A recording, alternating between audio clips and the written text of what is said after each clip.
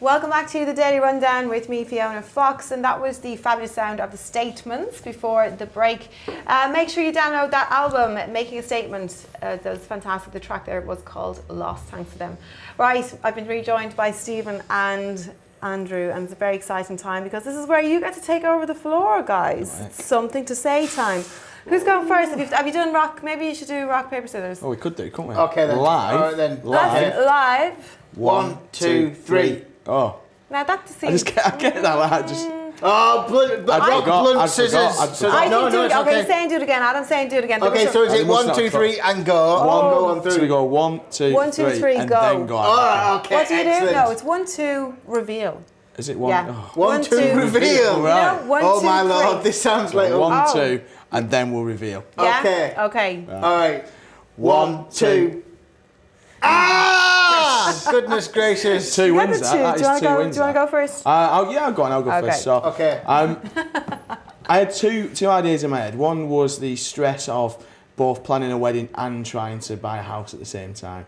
And the other one was the fact that since I've turned 32, I seem to have got grumpy and I've started writing emails of either praise or complaint, depending on the service I've got. So I'll start with the second one. So since I turned 32, I've found myself getting angrier, and rather than just kind of letting that anger build up and whinging about it down the pub, I've now started to articulate that anger into emails to corporations.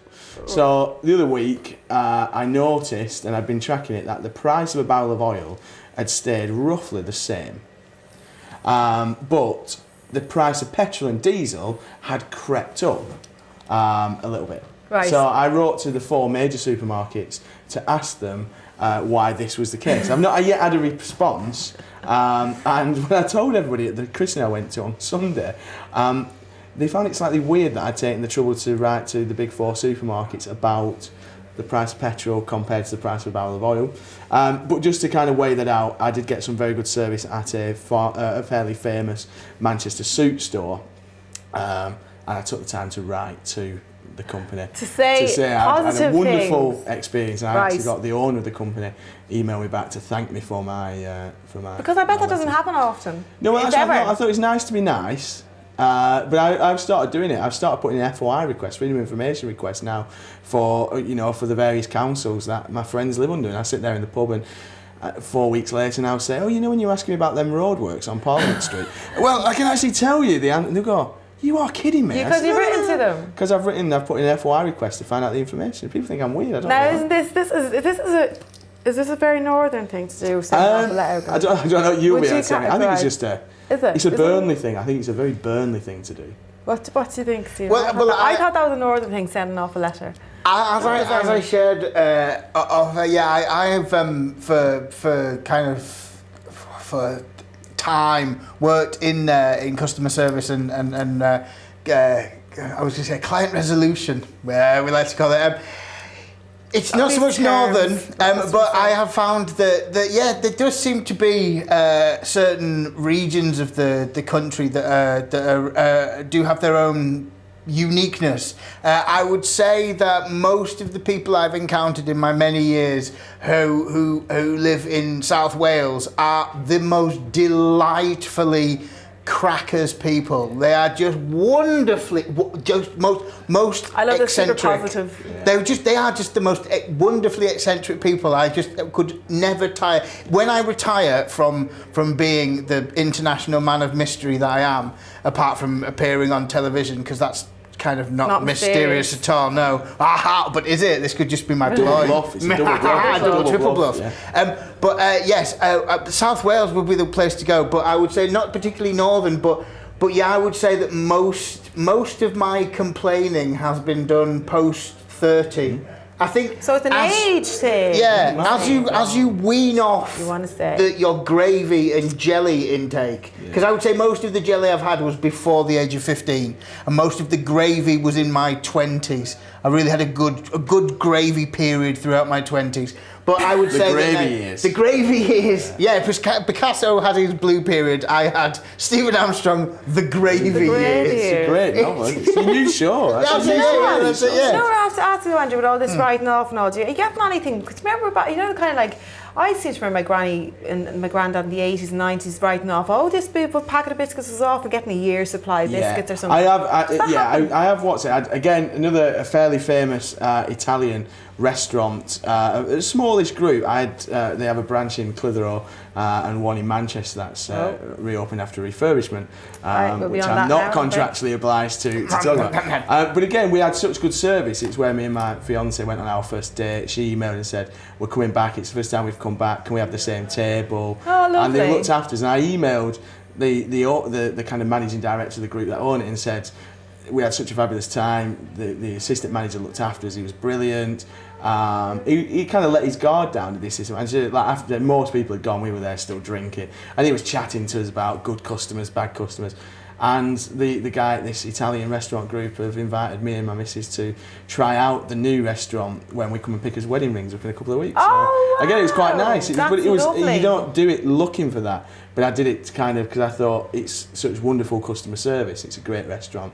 Very small restaurant chain, but a good restaurant chain. And I thought it's nice just to sit there on a Saturday morning, nursing the hangover, and just send them the email. And how clever of them as well to respond that way. I mean, I think it's genuine though, because I do think that companies like to hear these stories aside from all the, the potatoes are cold, whatever. Yeah. But potatoes, obviously, I had to go there. But every show I get a potato reference, I think. But for them, it's obviously very clever to respond in this way. They have your customer for life probably now. And not only is it a sentimental kind of memory there. And I'm not a sentimental kind of person, but it was kind of like... you sound kind of sentimental to me now, just kind of like, come on, let's have the same table and everything, come on. Well, I didn't say that. I mean, I was just kind of like... I couldn't even remember which table it was. I was just like, I recognise this view or whatever it might be of Clitheroe. But trying to scrape his way back there. That's great. Andrew, thanks very much for that. So you lost rock, paper, scissors. Yeah, I did. So you're second. I am second. My something to say is again about anger. Strangely enough, most of the times I pay, I don't seem to be a very happy person. But today it's not my fault. Today it is the fault of a human, because that's all I will refer to him as. The gentleman is called Brock Turner. Now, to be honest with you, he sounds like a vegetable magician, the Brock Turner, but that is about as whimsical as this story gets, because this is a horrific person. That's my personal judgment. I've never met this person, but here are the details I know about him. He has been found guilty. He was found whilst having sex with an unconscious girl. He has been found guilty of 3 felonies, including having sexual contact with an unconscious female. He faced 14 years in prison. He was found guilty of this. He's been given a period of 6 months in jail. The judge in the case said that any more could have a serious impact on this young man's life. His father has written a character reference where he referred to the act his son was discovered in as 20 minutes of hot action. And his friend, this Brock Turner's friend, female friend, has written a letter saying that she feels it's uncomfortable because of the political correctness currently, that we can't look at a girl who all she can remember is how many drinks she had that night. As if anything gives you permission to have... I would go back to the... I know it's a particularly hot potato and a difficult issue for some people. I tend to look at it in a very simple way. It's a very good animation on on YouTube, and it is likening sex to a cup of tea. Exactly. It's great. If the person can't, if the person, certainly unconscious people can't drink tea, and cups of tea, you can go to somebody's house thinking, I'd quite fancy a cup of tea. And when you get to somebody's house, you think, do you know what? I'm not wanting a cup of tea. I want some squash. Yeah. Or do you know what? I'm not wanting a drink. Yeah. Do you know, I want a drink. Do you know what? I just want to go home now. I wanted a cup of tea, but I've just decided. Sometimes you get halfway through making a cup of tea and you think, do you know what? This isn't what I want. I'll just stop making this cup of tea. But this person, Brock Turner, has been found guilty. There has been a lot of vile suggestions. There's been people suggesting that they hope he suffers attacks in prison and all this sort of stuff. I would say that that is not the way to go for this. This is not the way. Sexual violence and power crimes, because this is what a lot of sexual assaults. It's power, you know. It's a power thing. It's about taking something that's not freely or not being consented to, and certainly in this unconscious way. I would advise all people to in all situations to educate them with the situation. Read about this issue. Read about what you think about this issue on both sides. There is always two sides to every story. I'm sure that there will be information that I've not read about. But currently, at the moment, he was found guilty. He was found in having sex with an unconscious female at a party. Do you know, because just Adam's reminded me of a few other details, just while we're on the subject of it as well. Obviously the big highlight. You're familiar with this story? Stanford University. He's a Stanford student. Yeah. You know, very high performing swimmer. I think there's a petition to try and make sure he gets to the Olympics or something like this. I can't remember. Was it you who was saying that? Yes, yeah. But there's a question that people are asking now: is would it have been a different outcome if the perpetrator, who is Brock Turner, had been black, a young black male? Because he seems to be this is online, obviously. I mean, obviously, you think about this, you can answer as you feel, whether you're comfortable or not. But obviously, he's really fitting this privileged white male profile at the moment. I think it's the dad's letter that I was kind of. Obviously, the sentence to begin with was outrageous, and you kind of think to yourself, I mean, what message does that send out to that level of people, the that privileged was just white bananas. male? But then you get the dad. You know, who's clearly the intelligent guy. The entitlement barometer that kind of, blows just up, that kind of, it'll have an effect on his life. I mean, you rape then someone. kind of just the effect of the poor girl who's been sexually assaulted and then dragged through the court with this arrogant so-and-so, almost just shrugging her shoulders and saying 20 minutes of hot action and his life shouldn't be ruined. I don't know. I mean, I'm one of these men. I just don't know what gives people the right to commit these acts and then just to walk away scot-free, which is what it is. 6 months, he'll serve 3 months in an open prison probably, or a county jail. So he's not in with the, with the murders and the rapists and things like that. Which is where he should be, because he's been found guilty of rape, like of a very serious sexual assault. But it is, yes. It does seem. I mean, everybody's up in arms over though. It's a very, very depressing kind of grim story. I think it's a very, even though he's been found guilty, he's been sent to prison.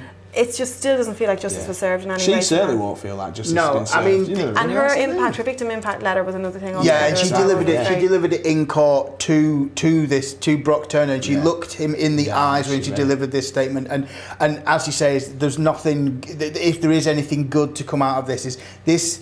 I hope that this young woman can rebuild her life, and I certainly think that she showed an immense amount of strength to face down, this. I can't imagine the strength that it took for this lady to do this, and I think that and that might stand to other girls. I hope it does. I hope it does. Thanks very much for bringing that one in, Stephen. Thank you, Andrew, for your something to say as well. That's something to say done and dusted. We're going into the last break of the Daily Rundown. Don't go anywhere. We've got the Finalies coming up very soon.